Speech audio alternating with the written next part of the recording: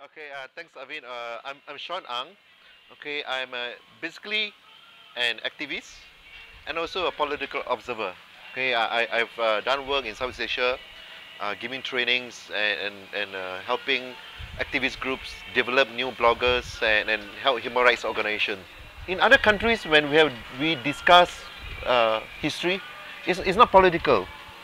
Why do you think that when we discuss history, it becomes political? You have any idea? Okay. The reason is very simple. Okay. In Malaysia, okay, the ruling party UMNO want to use history to justify Ketuanan Melayu. Okay. They use history and write history in such way that it zooms into, okay, Malayness. Okay. And then there's a lot of focus on this Kesultanan Melaka. Okay. Other aspects of Malaysia history somehow being given less emphasis or being diluted. Okay. On the other hand, the Chinese and Indians, they are from the other side of the fence. Okay. What they want is fairness. Okay. When it comes to history, they want fairness. Fairness means that they also want to recognition given to the role of Chinese and Indians in the way we have developed this country earlier on. Okay, there's something I want to show you. Okay, there's a book by Professor Kong Yan Si, okay, on Cheng Ho Muslim Tionghoa. Okay, this is an interesting book I read recently that gives a context on a contribution of Chinese. Okay, the Indian I mentioned later. Okay, according to we all know that Cheng Ho arrived here earlier. Okay. But what people fail to recognize is actually Cheng Ho has played an important role to establish Kesultanan Melaka. Okay, he's not someone who just passed by. Hey, you know, there's a small town here. No, okay. According to Fei Xin, you know, one of the followers of Cheng Ho, when they arrive in Malacca, there's already a small village, a fishing village, and before Malacca was known as Malacca, this village is called what? What is the name? So according to Professor Kong Yan Si, okay, this place is called Wu Yi. Okay, it means Wu Yi or Wu Yu. It depends on how you pronounce. And Fishing observed that the Tang people is already there. If you Tang people here refers to the Tang dynasty people. Okay, people that the earlier part of the dynasty, and they are already here in Malaysia very early, and Professor Kong Yan Si also mentioned that not only the Chinese were here during Kesultanan Melaka, but was also even earlier during the Tang dynasty. Okay, during the Tang dynasty, the Emperor Wu actually sent two ambassadors. Okay, one is Kang Tai and the other is Chu Ying. They actually came to this part of the region to establish connection and so on. Okay, but somehow our history don't mention all this now. And I don't want to talk about even earlier period. No. We are just talking about the Wu Kingdom, Romance of Three Kingdom, and that is very early. That is even earlier than what call it, the Tang Dynasty. It's around AD 220. No, somewhere at that time, AD 220. You know, and we look into archaeological record. Okay, the connection between and this connection is based on this connection between India and China. So there's already connection between China and India long time ago.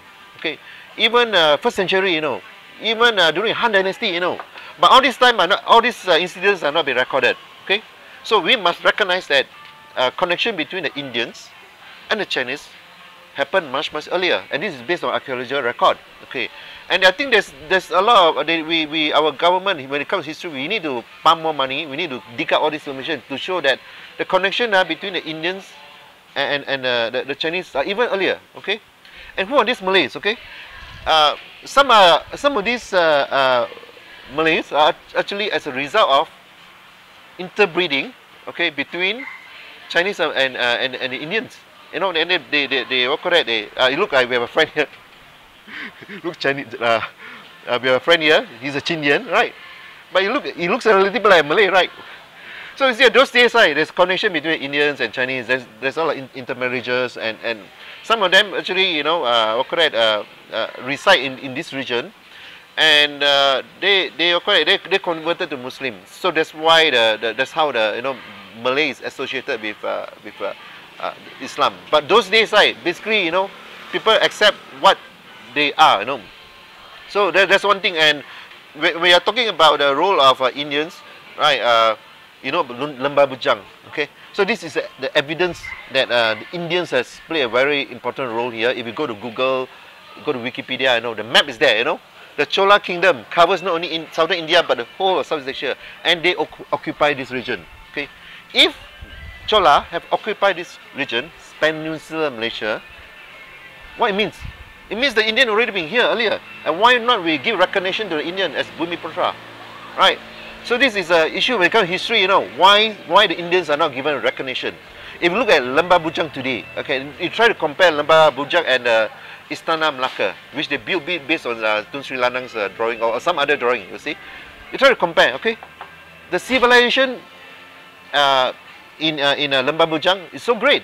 And in fact, the USM archaeologists are saying this is one of the greatest empire. Okay, this is not being confirmed. Okay, the fact that Lembah Bujang is one of the very early civilization show that the role of the Indian in developing this part of the region is already can be traced. Okay, so what is happening now is the government do not recognize that the Chinese come to this part of the region in wave. Okay, they come during the Tang Dynasty, they come during the Malacca period, they come in wave. Okay, and many people stay here and settle down there. Okay, likewise, same with the Indians. So the Indian people, they come in through many waves. Okay, they come during even the Kuala Selingsing time, the Iron Age, they are already here, and they come during the Chola period and various wave. Okay, but why do they need to say that the Chinese come only during the British occupation?